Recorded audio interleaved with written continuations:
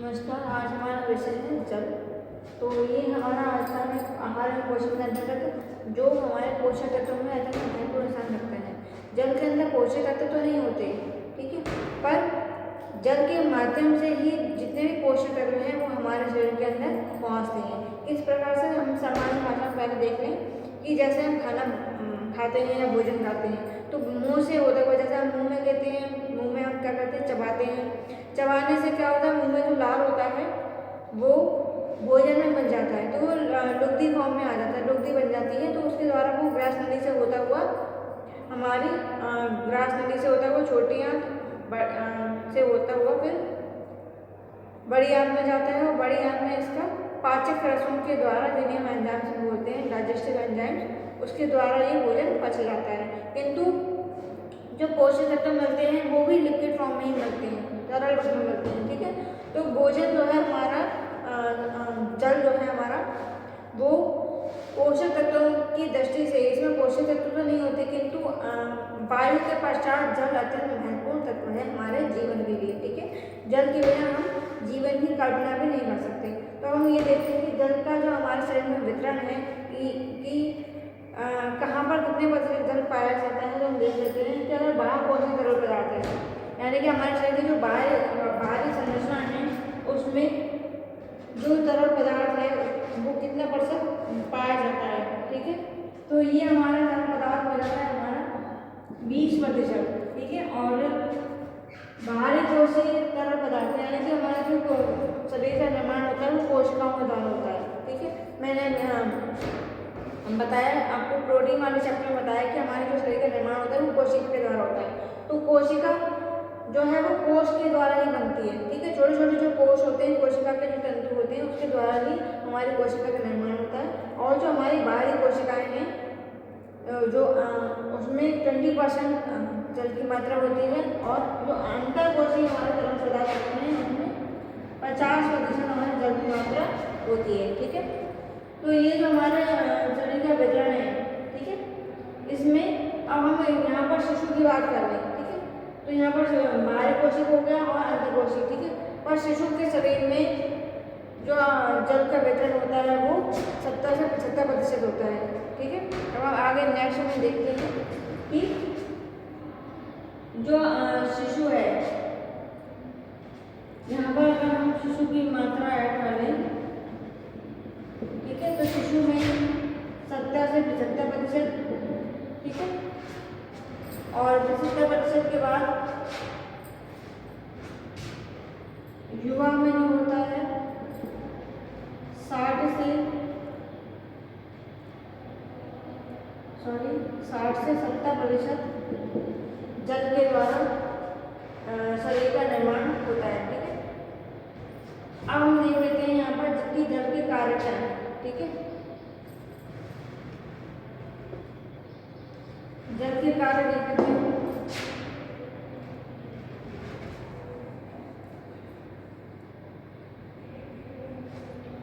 जल का पहला कार्य क्या है, गोलक के रूप में, ठीक है।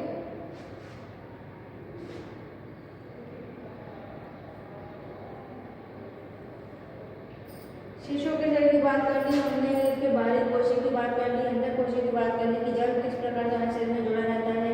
जल का मैं तो देख लिया कि जल के बिना हम जीवित भी नहीं रह सकते। और अब हम जल के कार्य को देखते हैं। पहला है हमारा गोलक के रूप में। गोलक किसी भी, जैसे हम पोषक तत्व लेते हैं भोजन के द्वारा लेते हैं, तो भोजन भी जैसे हम लार के द्वारा चबाते हैं, लार रूप में मिल जाती है दांतों से चबाने के बाद, तो वो भी क्या है, भोजन को घोलने का काम कर रहा है। पोषक तत्व क्या है, जल के रूप में, घुले हुए रूप में ही हमारे शरीर के अंदर पहुँचते हैं। जैसे ग्लूकोज है, ग्लूकोज क्या है, कार्बोज का सबसे छोटा इकाई है, ठीक है। पर वो भी हम ग्लूकोज जैसे मार्केट में पैकेट में आराम से मिल जाता है, पर उस ग्लूकोज को हम सरल इकाई को किस प्रकार से लेते हैं, पानी में घोल कर लेते हैं। अगर हम सूखा भी लेते हैं तो वो भी हमारे शरीर में लिक्विड फॉर्म में ही जाता है, ठीक है।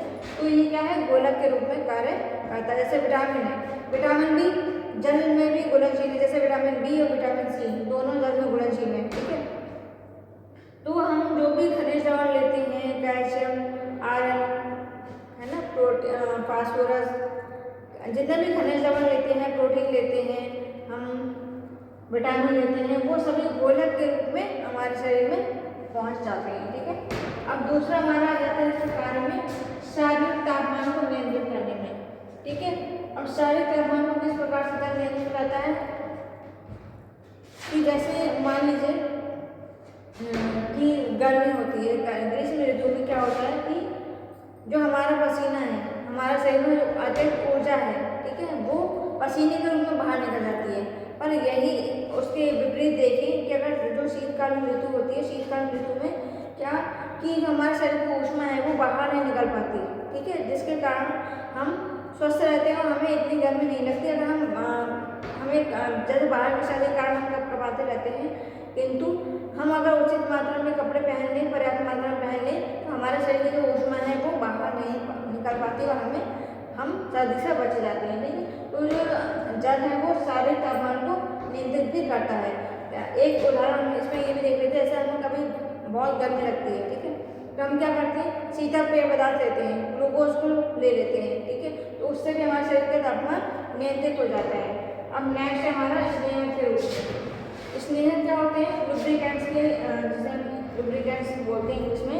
लुब्रिकेंट्स क्या है, जो हमारे जोड़ होते हैं, 80 संधि होती है, जहाँ पर जितने भी संधियाँ होती हैं, जैसे कलाई है, कोहनी है, या घुटने है ना, या टखने हैं हमारे, तो जितने भी हमारे जोड़ हैं, संधि हैं, ठीक है, हमारे शरीर की, तो उसको जोड़ के रखने में जल महत्वपूर्ण भूमिका निभाता है। ठीक है, नेक्स्ट हम देखते हैं कोशों के रचनात्मक घटक के रूप में। ठीक है, तो वही हमने बात की कि कोशिका का निर्माण किससे हो रहा है, पोषक तत्वों से, प्रोटीन से तो हो रहा है, किंतु किस रूप में हो रहा है, जल के रूप में हो रहा है। ठीक है, तो जो जल है वो कोशों के रचनात्मक निर्माण के जो रचनात्मक निर्माण करते हैं उसके घटक के रूप में भी बहुत ज़्यादा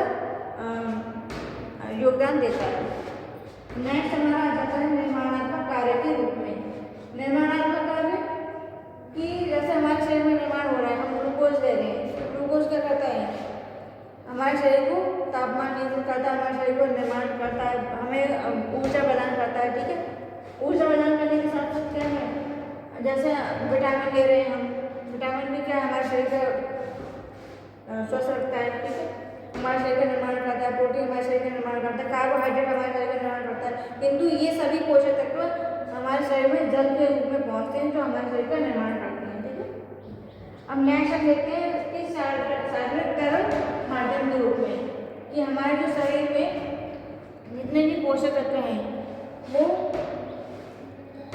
तरल माध्यम में है ना, यानी कि वसा है वो तरल माध्यम में है ना। जिस प्रकार से जो वृक्ष की शाखाएं होती है, गीली शाखा होगी तो आराम से वो मुड़ सकती है। ठीक है, और अगर जैसे वृक्ष की शाखा सूख जाती है तो वो टूट जाती है मोड़ने पर, उसी प्रकार से हमारा शरीर है, अगर उसमें नमी रहती है तो उसका क्रियान्वयन करना, उसका गतिशीलता और क्रियाशीलता अधिक रहती है। अगर वहीं पर नमी खत्म हो जाती है तो हड्डियाँ आपने देखा होगा कि टूटने का डर बना रहता है। ठीक है, अब नेक्स्ट हमारा है कोमल अंगों की सुरक्षा करने में। ठीक है, तो कोमल अंगों की सुरक्षा किस प्रकार से हो सकती है, जैसे हमारे मस्तिष्क है या हृदय है, सबसे इम्पोर्टेंट ये दो कोमल अंग रहते हैं हमारे। तो यहाँ पर कोमल अंगों की सुरक्षा किस प्रकार से करते हैं, जैसे हृदय है, हृदय में क्या है, रक्त भरा होता है, दिन रात को पंप करता रहता है, प्रतिपल पंप करता रहता है, यानी कि धड़कता रहता है। ठीक है, तो वो क्या करता है, उसके साथ जैसे हम कभी गिरे या मस्तिष्क में जैसे हम जो हमारे मस्तिष्क होता है आंतरिक, उसमें क्या होता है, द्रव पदार्थ भरा रहता है। ठीक है, तो वो हमारे शरीर जो द्रव पदार्थ होता है वो जल के रूप में होता है और हमारे शरीर की सुरक्षा करता है। ठीक है, अब हमारे पाचन में सहायक, जैसे हमने भोजन ग्रहण कर लिया, भोजन हमारे ग्रास नली मुँह से होता है, वो ग्रास नली में गया, ग्रास नली में छोटी आंत से फिर बड़ी आंत में, और बड़ी आंत से फिर पाचक रसों के साथ वो पच जाता है। तो किस प्रकार पाचक रस क्या है, जल के रूप में। ठीक है, एंजाइम्स का निर्माण करता है, हमारे हार्मोन्स का निर्माण करता है। ठीक है, तो वो किस रूप में पहुँचते हैं हमारे शरीर में, जल के रूप में। ठीक है, तो यहाँ पर पाचन में सहायक होता है। अब नेक्स्ट हमारा पोषक तत्वों के हस्तांतरण में, पोषक तत्वों के हस्तांतरण में किस प्रकार से सहायक है, जैसे कि हीमोग्लोबिन है या ग्लूकोज है, ग्लूकोज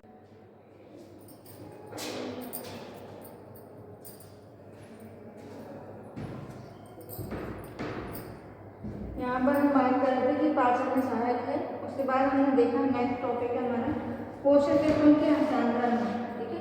तो जितने भी हमारा जल है वो जितने भी पोषक तत्व हम ले रहे हैं जल के रूप में लेते हैं और जो पोषक जल है वो जल के रूप में ही हस्तांतरण होते हैं दूसरे तत्वों का निर्माण करते हैं। जैसे कि हीमोग्लोबिन है, ग्लोबिन क्या है प्रोटीन है वो भी जल में घुलनशील है और हीम क्या है आयरन वो भी जल में घुलनशील है। तो हस्तांतरण हो रहा है, ठीक है। उससे क्या निर्माण हुआ, हीमोग्लोबिन का निर्माण हो गया। अब नेक्स्ट क्या है निरोधक पदार्थ के रूप में जो हमारे शरीर से हमने पोषक तत्व ग्रहण कर लिए, ठीक है, भोजन से पोषक तत्व ले लिए, किंतु भोजन के पोषक तत्व मिलने के बाद शरीर में कुछ निरुपयोगी पदार्थ होते हैं जो जल के माध्यम से ही बाहर निकल पाते हैं, ठीक है। जैसे कि हमारा पसीना है या मल मूत्र हम करने जाते हैं तो उसके रूप में भी हमारे अश्रु हैं, उसके रूप में भी ये जल निष्कासित होता है हमारे शरीर से। नेक्स्ट हम देखेंगे शरीर में जल प्राप्ति के साधन क्या है। तो यहाँ पर 3 प्रकार के जल प्राप्ति के साधन दिखाए गए हैं। पहले हमारे तरल भोज्य पदार्थ से, तरल भोज्य पदार्थ कौन से होंगे, जैसे हम सूप लेते हैं, वेजिटेबल सूप लेंगे, ठीक है, या हम दूध ले रहे हैं या फलों का जूस ले रहे हैं। तो जितने भी तरल भोज्य पदार्थ हैं, तरल भोज्य पदार्थ में क्या होता है पानी की जो मात्रा होती है वो 90 से लेकर 97% तक मिली रहती है, ठीक है। 90 से 97% जल होता है तरल भोज्य पदार्थ में, ठीक। अब है हमारा ठोस भोज्य पदार्थ। ठोस भोज्य पदार्थ जैसे हमारा अनाज हो गया, मांस मछली अंडा जो ठोस रूप में है। तो ठोस रूप में जल की मात्रा कितनी होती है, 20 से लेके 27% जल होता है, ठीक है। जो ठोस भोज्य पदार्थ है उनमें 20 से लेकर 27% तक जल पाया जाता है, ठीक। उसके बाद हमारा है ऑक्सीकरण की क्रिया से हम जल कैसे लेते हैं। तो ये जैसे कि ये दोनों क्रिया तो हम जानते हैं कि हम बाहर से ले रहे हैं, पर ऑक्सीजन क्रिया क्या है वो हमारे शरीर के अंदर बन रही है। तो कैसे, जैसे हम ग्लूकोज ले रहे हैं, ग्लूकोज क्या है कार्बोज का रूप है, सबसे छोटी इकाई है। फिर हम ग्लूकोज क्या है हम ऑक्सीजन के साथ मिलकर वो क्या कर रहा है जल का रूप बना रहा है, उसके बाद हमें ऊष्मा मिलती है, ठीक है। तो ग्लूकोज की यहाँ पर क्या है रासायनिक सूत्र C6H12O6 जो ग्लूकोज का रासायनिक सूत्र है, ऑक्सीजन का 6O2, ठीक है, यानी कि ऑक्सीजन का है O2 पर यहाँ पर ऑक्सीजन की मात्रा क्या है 6 है, ठीक है। 6H2O जल बना रहा है, यानी कि जो ग्लूकोज है वो जल के रूप में ही ऑक्सीजन के साथ मिलकर तब ऊष्मा उत्पादित करता है। तो 3 प्रकार से हम अपने शरीर में जल लेते हैं। अब यहाँ पर जल से शरीर से जल का निष्कासन किस रूप में होता है, ठीक है, जैसे हमारी अश्रुग्रंथियाँ हैं, ठीक है, और अश्रुग्रंथियाँ हैं, पसीना है। तो इस प्रकार से अन्य भी जो हमारी क्रियाएँ हैं दैनिक क्रियाएँ हैं अनिवार्य क्रियाएँ हैं उसके द्वारा भी हमारा शरीर से जल का निष्कासन हो जाता है। नेक्स्ट हम देखते हैं शरीर से जल का जो निष्कासन है ये हम देख लिया। अब जल की अधिकता का क्या प्रभाव हो सकता है हमारे शरीर पर, देखते हैं कि हम पहला है हमारे शरीर में सूजन आना।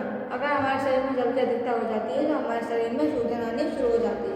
सूजन को हम कैसे देख सकते हैं, जैसे कि हाथ में सबसे पहले सूजन आती है हमारे पैरों से शुरू होती है और पूरे शरीर में फैल जाती है, ठीक है। दूसरा हमारे रक्त में प्रोटीन की कमी होना, है ना। तो प्रोटीन की कमी जैसे कि जितने भी पोषक तत्व हैं वो जल के माध्यम से हमारे शरीर में आते हैं, तो अगर इसकी कमी हो जाए तो प्रोटीन की कमी होना शुरू हो जाती है, रक्त की कमी हो जाती है, ठीक। अब नेक्स्ट शरीर के ऊतकों से जल भरना, जैसे हम कहते हैं फेफड़ों में जल भर गई, हम बीमारी सुनी हुई है। तो अब फेफड़ों में किस तरह, जैसे फेफड़ों के जो ऊतक हैं उनमें जल भर जाता है, ठीक है, पानी भर जाता है ना। अब नेक्स्ट हम देखते हैं जी मिर्चान। अगर हम ज़्यादा पानी पी लेते हैं कभी कभी तो क्या होता है हमारा जी मिर्चान होता है, हमें उल्टी और घबराहट होनी शुरू हो जाती है। नेक्स्ट है क्या नाड़ी संस्थान, जो नाड़ी संबंधी जो विकार है वो शुरू हो जाते हैं, ठीक है। नाड़ी संबंधी विकार जो प्रकार के नाड़ी संस्थान मेरुरज्जु जो हमारी रेल की हड्डी होती है, दूसरा केंद्रीय नाड़ी संस्थान मस्तिष्क संबंधित है। तो इन दोनों में ही विकार उत्पन्न हो जाता है, ठीक। अब नेक्स्ट हमारा यकृत संबंधी रोग होना। यकृत क्या है जिसमें हमारा ग्लाइकोजन जमा रहता है, ठीक है। अगर हम जल की अधिकता हो जाती है तो ग्लाइकोजन या ग्लूकोज अधिक मात्रा में बाहर निकल जाता है तो यकृत संबंधी रोग यहाँ पर हो जाता है, ठीक। तो यहाँ पर ये विषय समाप्त होता है।